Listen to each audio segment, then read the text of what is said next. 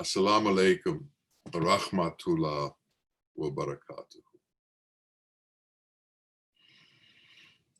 Once a dervish was sitting in front of his sheikh, and the thing that the sheikh was beginning to talk about greatly interested the dervish. So he had a little notepad and he began writing down notes. As soon as the sheikh saw that he had a notepad and was writing down notes, he stopped talking. And the dervish understood something was amiss. So he asked him, he said, "What's wrong?" He said, "The repository of your wisdom can't be a notebook. You have to become the repository of your wisdom." So we have to understand that we can find things in books, but sometimes and somehow the wisdom that comes from those books has to be registered within us. If you have a library with 1,000 books, you can't assume that what is in all those books is your wisdom. Your wisdom is what you can accumulate inside of you and what becomes part of your consciousness that you're cognizant of and that you're cognizant of all the time. Imagine having to walk through the world, and anytime you're in a situation, you have to pull out your notebook and look and see how you're going to react to this situation. We have to become automatic in our wisdom so that when situations arise within us, we are able to react appropriately. Part of being able to react appropriately requires humility. And humility comes about by our cup being constantly available to new information, not getting to the point where we think we know the answer to everything. If we believe that we have all of the answers, then we've shut ourselves off from grace and we've shut ourselves off from revelation. Imagine if the prophets who were getting revelation thought they already knew everything. How could new information come to them? So we need to be open in that way. We have to constantly be aware that we are just beginners, we are students, and we are just beginning to learn. The intellect came to speak with the Zen master, and the Zen master was performing the tea ceremony. And he was pouring the professor a cup of tea. And after it was full, he kept pouring and pouring and pouring. And then the professor said, "Master, you're overpouring the cup of tea. You've already filled it." And he said, "Well, that's a little bit like you. You're already full. I don't understand why you came here. There's no space in you for any additional knowledge." We are constantly looking for knowledge. We are constantly looking to become wiser. We are constantly looking for places that will encourage us to live an appropriate lifestyle and tell us about appropriate lifestyle. The Prophet, of course, and the Quran, the Sunnah and the Quran are examples of what appropriate lifestyles are and what is permissible and what isn't permissible. And the Sunnah, the life and acts of the Prophet, which have been recorded, are also, in addition to the Quran, indicators of what we can and what we cannot do. In addition to the Prophet, one of the very wise people at the early formation of Islam was his, I believe it's his nephew, Ali, who married the Prophet's daughter, Fatima. And Ali has a number of books that have been compiled by various people, and these books are available so that one can actually see the thinking of Ali as he was around the time of the Prophet and his ideas about existence. And last time we spoke, I told you a little bit about one of Ali's sayings, which is there are 6 things that you are involved with in the world.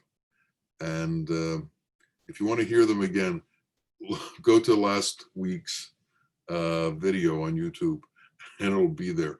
But I have some more things from Ali for you. Ali set forth what he considered 9 principles of living a happy, purposeful, appropriate life. And if we can stay within these 9 principles that he set forth, we should be able to bring ourselves to a state of peace and to a state of happiness. The first principle that he spoke of was to rely on Allah, whether you are in a good situation or whether you are in a bad situation, whether you are pleased or whether you are grieved, rely on Allah. Now, this is important understanding because it's easy to say I rely on Allah when everything's going good. But can you also say, I rely on Allah when things aren't going the way your mind tells you to go? If you keep your reliance on God at all times, then you begin to understand that perfection exists at all times, no matter what you think your personal circumstances are. Personal circumstances change, and they don't necessarily change according to your own perception of when they should change. There's a timing for everything, and in reality, the only timing that matters is God's timing. Our timing is not the timing that is what decides things. So we need to be in a state of patience and in a state of contentment because we rely on Allah and we give up our inclinations and we give up our ideas because our reliance is with Allah at every moment. And because it's with Him at every moment, we are in a state of union. But if our union breaks because circumstances are not as we want them to be, then we have no union. So if we rely on our connection to Allah on the vagaries of illusion, then do we really believe in God or do we really believe in illusion? What has the predominant effect on us? This illusory world or our belief in God? We need to understand that, and we need to form that relationship, and we need to be cognizant of that. All of us have difficulties. All of us have situations where we think we may be in peril. Well, are we believers, or does our belief scatter with fear? Does our belief run away from us in difficult situations? Do we then think we have to do something else? His second principle is fear Allah. And fear Allah at all times, whether you're traveling, whether you're home, whether you're alone, always fear Allah. Now, to me, fear Allah means be conscious of Allah and do things that are appropriate, knowing that He is with you constantly. Some people think that when they're alone, they can do things that they wouldn't do in public. These are the ones who show their belief system outwardly, but inwardly, there's difficulty. Inwardly, there's the strength and the certitude of that belief system is missing. So we need to have that certitude within us at all times, that Allah is with us at all times. Ali would say sometimes that when you pray, make believe you see God, even though you don't see God. So pray as if you see Him, even if you don't see Him, but always be cognizant of Him. So we need to be cognizant of His presence wherever we are, wherever we go, and whatever we do. And we can't lose that cognizance of our Creator, even for an instant, because when we lose the cognizance of our Creator, when we lose that divine understanding and that divine connection and that divinity within us, when we lose our connection to that, we're capable of doing things that people do who are non-believers, because they've lost touch with the belief system. So we have to constantly, at all times, be cognizant of Allah's presence and be cognizant of Allah's presence around us, with us, when we're alone, when we're with people, when we travel, wherever we go. If we go from here to the other part of the country, He doesn't leave us because we've left home. He doesn't leave us because we're traveling. He doesn't leave us, and we shouldn't leave Him.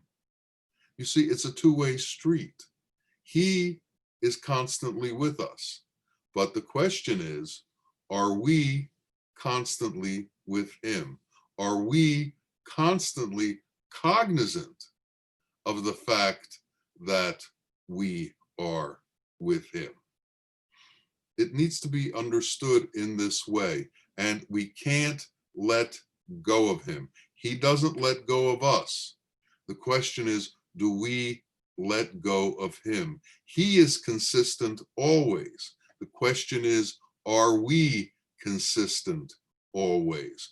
Are we always at His beck and call? When you go into the Kaaba at Hajj, you say Labbaik Allahumma Labbaik, and it's much longer than that. But the essence of what is repeated and what is said over and over as you begin the Umrah or the Hajj Tawaf ceremony within the Kaaba is, I am here, God. I am here at your service. Well, this doesn't just occur when we're on pilgrimage. This occurs during our entire life, and we need to be cognizant of that relationship our entire life, and we can't lose touch with that relationship. We have to hold on to it, and we have to realize how important holding on to that is for our being. So cognizance of our Creator every moment is incredibly important to us because it changes who we are. It changes how we do things.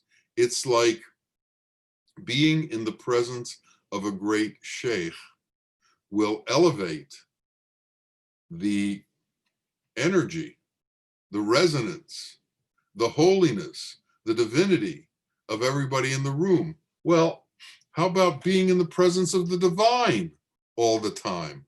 That will elevate the resonance and the divinity and the consciousness of each of us. So wherever we are, wherever we go, that consciousness is available to us, and our consciousness can be elevated by maintaining our relationship with Allah and recognizing that He sees us and is with us at every moment. It will change the way we live our life. It will change our actions. In some legal texts, there is a difference between a robbery at night and a robbery in broad daylight. The robbery at night is without a certain arrogance about men. The robbery in broad daylight means there's no respect for anything. You'll steal even though people are looking at you. Well, this is our situation. Do we do things when we think God's looking? And do we not do things when we think He is looking? Well, He's always looking. And we need to be cognizant of that He's always looking. And so we should live our life as if our Creator is always looking, is always attached to our actions and sees them as they go along. The next principle is do not coerce anybody, no matter how grievous a fault they have done to you. In other words, don't react to difficult people and difficult situations, and don't react to being harmed by someone else. There's the famous story of Ali when he was fighting on behalf of Islam, and the man he was fighting with spit in his face, and Ali dropped his sword because he became angry. And the man who he was fighting with, who was an infidel, was stunned. And he said, "What happened? Why did you do this?" And he said, "I can fight with you on behalf of Allah, but I can't fight with you on behalf of myself." This is one of the famous stories of coercion, and when coercion is not appropriate. So we should understand that all punishment, all reaction, all things will be made even, and retribution will be had when retribution is necessary, but not by us, by Allah. If you really look at this statement closely, it's a plea for nonviolence. It's a plea for non-reaction and to allow God to handle situations as opposed to our taking these things into our own hands and doing them by ourselves. There's a story of this is a true story, of a sheikh in London who was having problems with another group who kept slandering him. And his disciples came to him and said, such and such is going on and such is happening. You should do something. And he said, no, we shouldn't. Allah will take care of the situation, and we have to rely on Allah to take care of the situation. And over the years, the situation straightened itself out because these people realized that there was no harm with these people. There was only good. An example from my own sheikh, he was seen in Jaffna, which is in Sri Lanka, by one of his disciples going across the street and giving money to a man. And it turned out that this man had been cursing Bawa and slandering Bawa and saying all kinds of terrible things about him. And when his disciple got to see Bawa again, he went up to him and he said, I know who you gave this money to, and I can't understand why you did that. He is constantly bad-mouthing you. He's constantly telling lies about you. And Bawa explained to his disciple, when somebody slanders you and says false things about you, they take on your karma and they take on your difficulties. So for that reason, I was paying him for what he did on my behalf. Now, this is an entirely different attitude towards those kinds of things. The Quran says there is no coercion in religion. So we shouldn't be pushing people literally to try to get them to conform to the way we want them to be. There's no coercion in any situation. We are not coercers. We are not ones who push people in directions. The Quran also says that when someone asks or someone needs to know, you can advise and you can explain, but you can't coerce. So we need to learn how to be mild. We need to learn how to be non-reactive in difficult situations. We need to learn how to move on. Jesus said, turn the other cheek. This is not that much different. We need to learn to be non-reactive in difficult situations and rely on Allah to resolve those situations and know that He is with us to help us in those situations. And that needs to be understood. And once we understand that, all of these things intertwine with each other and become a way of living. Now, since we rely on Allah, since we are conscious of His presence at all times, since we don't get involved in coercion, since we put our difficulties away and expect Allah or rely on Allah to resolve things, we shouldn't worry. And this is the fourth principle. Don't worry. No matter how difficult your situation is, don't worry. Worrying is a waste of your energy and a waste of your resonance, a waste of your attachment to divinity. Once you begin to worry, your reliance on Allah begins to fade away, because now you're in a state of conflict. How can this be resolved? I need to somehow get involved. Something else has to be done.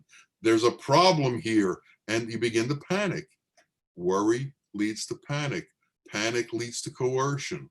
All these different things begin to intertwine and cause a lack of faith and a lack of reliance on God. A student was once blessed by his sheikh, and the sheikh said, may your faith grow and become stronger. And the student went away thinking, why did he bless me with faith? Why didn't he bless me that I become illuminated? Why didn't he bless me that I have wisdom? And then years later, he understood that in faith is the core of all understanding.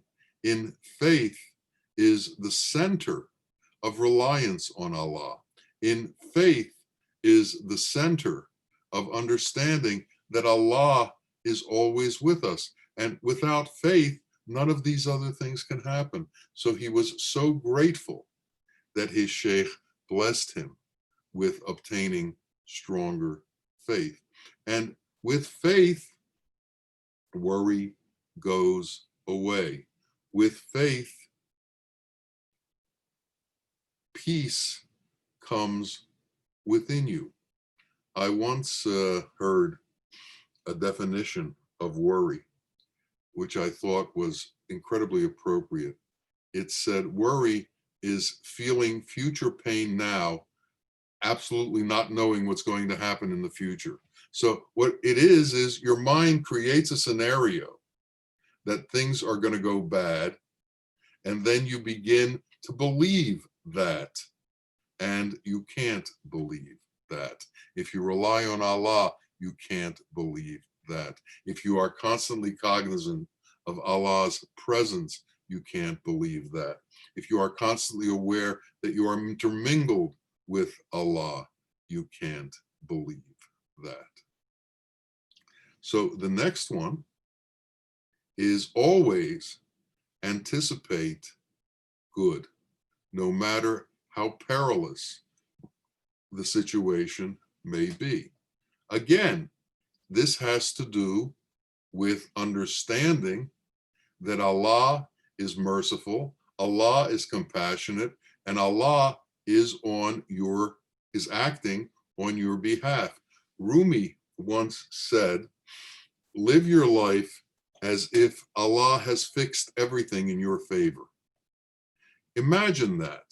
Imagine thinking that everything has been set out for you so that things will go positively for you, and so that things will be easy for you. Once you've instilled that belief system, then you have a positive attitude towards everything. And if you always anticipate good, you will constantly be in a positive state. And when you're in a positive state, positive things can enter into your being, and all the veils of negativity get removed. The veils of negativity will stop receptivity from occurring. They will stop Allah's message from coming to you. Allah is not negative. Allah is positive, and we need to stay positive. So we must always anticipate good, no matter how perilous the situation. We must always think that the best is going to occur, because Allah has the best intentions for us. So we should also have the best intentions for us, because that is Allah's way, and we have to believe that. The next principle is to live simply. No matter how wealthy you may be, no matter how high your position may be, you should individually live simply. And this is really easy to understand, because as you live a decadent lifestyle, you become decadent. As you become decadent, your attachment to illusion becomes greater. Your attachment to the world becomes greater. Your attachment to Allah becomes less. But if we live simply, then our attachment stays strong to God, and our ability to rely on Him and to be constantly cognizant of His presence doesn't leave us. My sheikh lived the most simple of lifestyles. He had a few sarongs, he had a turban, he had a few t-shirts, and maybe a shirt or two, and he ate very little. And his life consisted of interacting with those who needed help, and he tried to help them. He gave of himself to help them. He was very modest in his appearance. He was very modest in his style. He was incredibly modest in the amount of things that he had. And this allowed him to become a vehicle for Allah's presence to be passed through others, because his attachment to the world was almost non-existent. He would, of course, take a drink of water every once in a while and eat a bit of food, but his attachments were incredibly limited. And as we live a modest lifestyle and limit our attachments to the world, we become closer to our Creator. We become closer to reality. We become closer to hakikat, to the truth. The more we pile up, the more excessive our tastes are, the further we are pushed from our Lord, the further we are pushed from reality, and we are pushed into illusion. In the image of the Sheikh, when things came into his hands, they came from one hand and went out to the other to give to somebody who needed it. So the next principle is to give. We have to be involved in charity, even if it may be a little difficult. We must always be in a situation where we give. Allah is the great giver. Allah is constantly giving. There is no moment when Allah doesn't give. He is constantly maintaining and sustaining all of us. And in this giving, we are alive. If Allah didn't give to us on a steady level, we wouldn't be here. He gives us food, He gives us water, He gives us breath, He gives us all that we need for our existence. So we need to learn to give also as we climb towards becoming more in tune with Allah's qualities. And there are some really fabulous stories about charity. One of them is Umar, who became a caliph later, said that at the time of the Prophet's life, he asked for money because they needed to arm themselves against the people from Mecca while they were in Medina.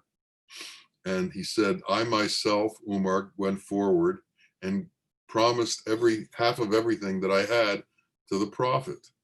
But then after me, Abu Bakr came up and he said, I give everything that I have to the Prophet.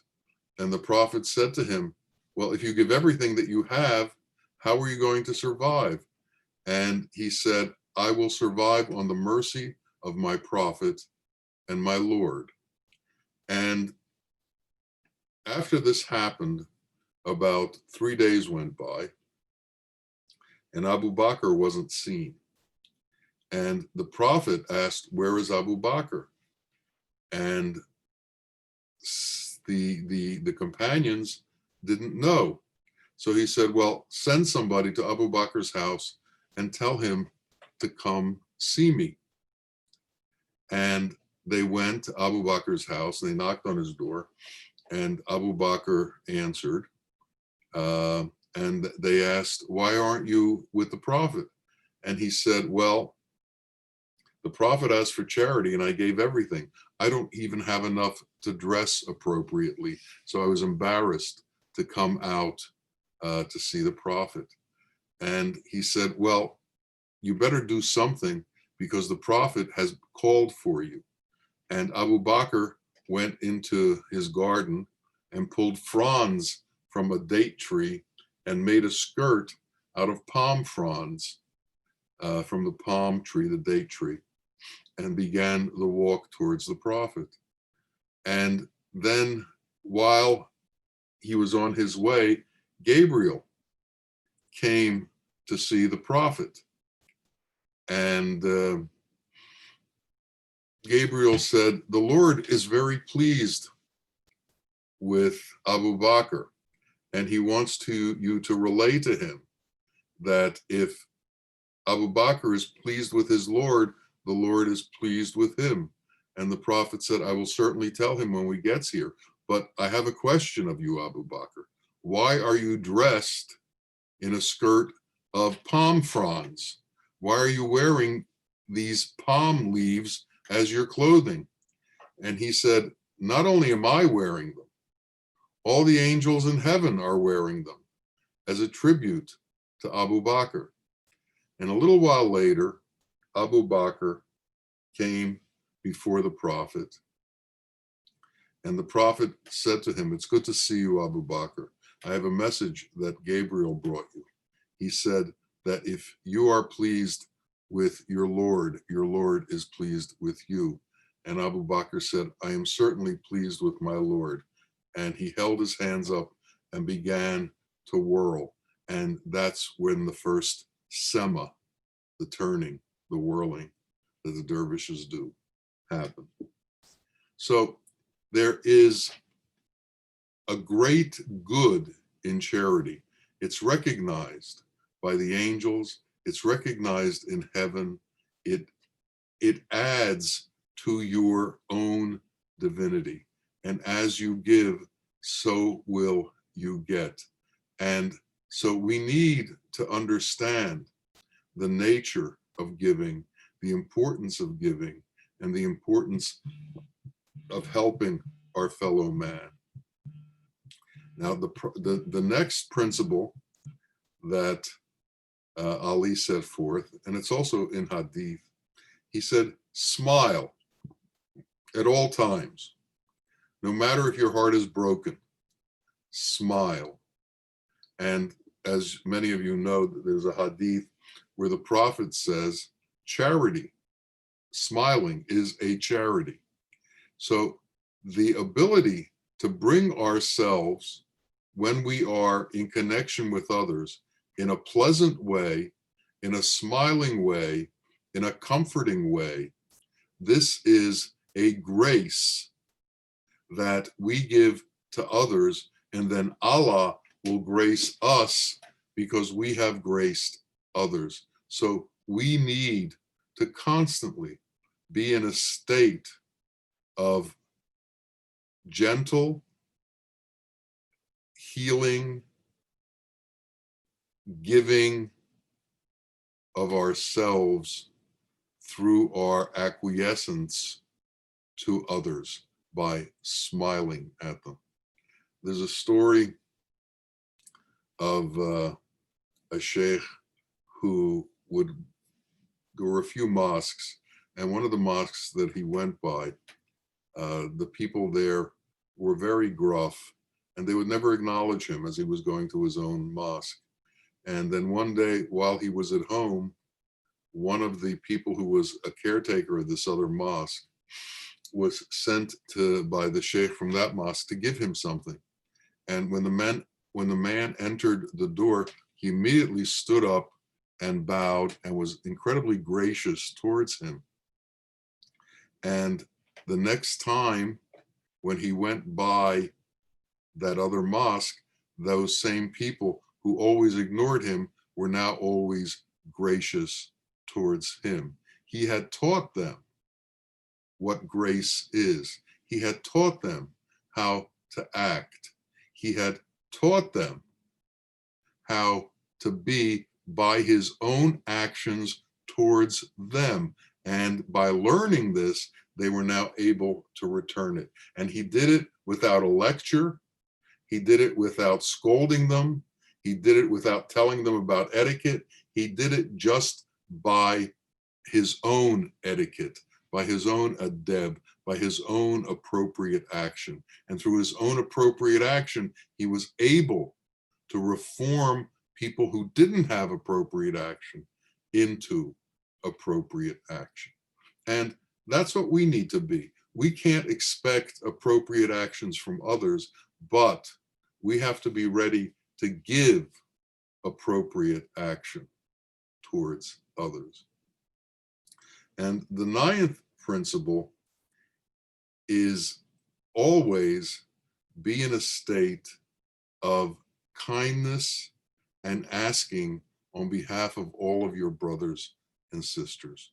Be in a state where you wish everyone well, where you are in supplication towards everyone else, where your intention for everybody is positive. And by creating a positive intention for everybody else, you create a positive situation, a positive resonance within yourself. And when you have a positive resonance within yourself, you are now open to the grace of Allah being able to enter in you.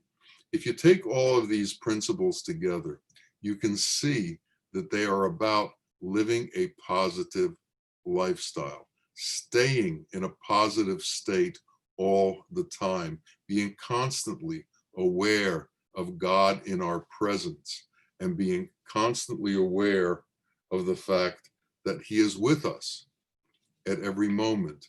And as we individually can create this positive resonance within us, it will affect everyone around us. The first one it affects is our spouse, then our children, then everybody that we meet, and we become Allah's true vice regents on this earth. When we walked into our Sheikh's presence, being in his presence was an exaltation. Being in his presence was a positive occurrence in our lives that changed our mood. Well, we need to become that positive influence on everyone else. The Sheikh constantly told us, become like me. And what did he do for us? He made us peaceful. He made us content. And if we can carry peace and content with us when we are in the presence of others, this resonance will be felt, and this resonance will spread among people. And this peacefulness can grow and grow and grow. And if a few people begin to be this way and do this, then this can spread throughout the world, and the world can change. But the world changes one person at a time. And who's the person that we need to change? It's ourselves. We need to constantly be looking at ourselves. Our Sheikh said that Islam is a sword that should be used to correct your own faults. But what happens in this world, it becomes a sword to correct everybody else. And we need to be able to turn inwardly towards ourselves to correct ourselves and understand that coercion outside of ourselves is not what we are about. But we do need to coerce ourselves. We have to have discipline on ourselves in order to be able to follow the principles that Allah has set for us in order to do His work in the world and to do His bidding in the world and to become what His intention for us is. So may we all be able to become positive in our being, to rely on God in our being, to be able to understand that he is constantly with us and he is constantly protecting us. And may we allow his resonance to come directly into us so that that resonance can spread throughout the world. Ameen. Ameen. Ya Rabbil Alameen. Assalamu alaikum wa rahmatullah wa barakatuh.